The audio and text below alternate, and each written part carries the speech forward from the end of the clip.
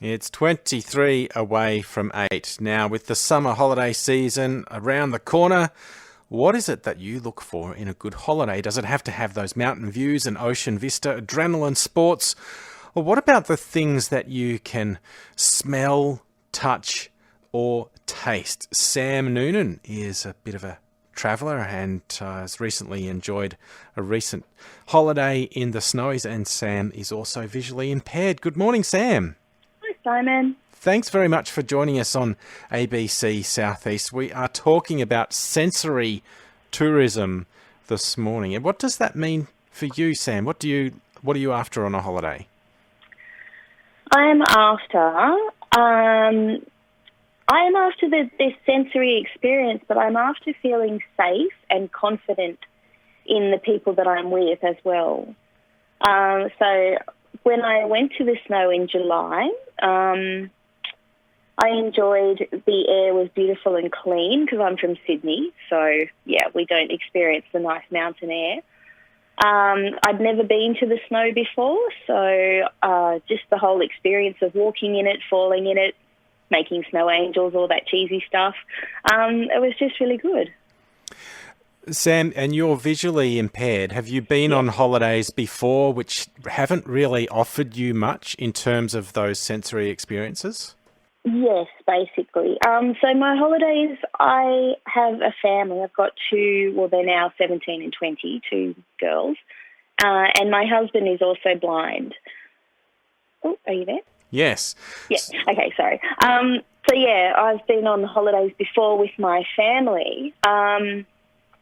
But to be quite honest, the holidays we've been on have been relatively stressful, because it's just the whole logistics of getting ourselves there, finding places to eat, places for the kids to play when they were younger. So with Cocky Guides, all that stress is taken out. Buck and all the leaders do the hard work and provide a safe environment for us to go exploring. So yes, we are about to chat with tourism group Cocky Guides that focus on all of the senses. So, Sam, but it sounds like, on with a regular tour group, there can be accessibility issues as well, all round. Yeah, definitely, because when most people go on holidays, I mean, a lot of it is visual. They're taking photos of landmarks or scenery, and to be honest, like that stuff doesn't really impress me unless I can touch it. So, for instance, the snow, I mean, it was just completely hands-on. We could do whatever we liked there. I enjoyed the chairlift. That was really fun. And because I do actually have a little bit of sight, that was nice too, because when I was on the chairlift with one of the leaders, he would kind of say, okay, the mountains are to your left, or, okay, look right down right now. There's 2 or 3 skiers coming past, and then when he was able to point out what was going on, I could hone in and focus on it. So that was good too. And is it a case of having to, once you're on site, actually seek out those sensory experiences, make sure, as you say, you get to have a snowball fight and finding those sounds as well? Yeah, it's the sound. It's just the general atmosphere. I think if I were to go to the snow with a group of sighted people, I would kind of, I mean, not that I've done this before, but I feel like I'd be the one that was just sitting in a corner while they all said, oh, yeah, let's all go for a ski. Whereas I've already decided I'm coming back next year and I will attempt skiing, because I'm with, a company that they're obviously going to make sure I'm safe. The Cocky Guides also scope out the things that us travellers are doing. They sort of come up and do a little, reconnaissance of the site beforehand, just to make sure there is enough of a sensory experience. Make sure all the other people are on board with what's going on, and yeah. Did you bottle some of the air, Sam?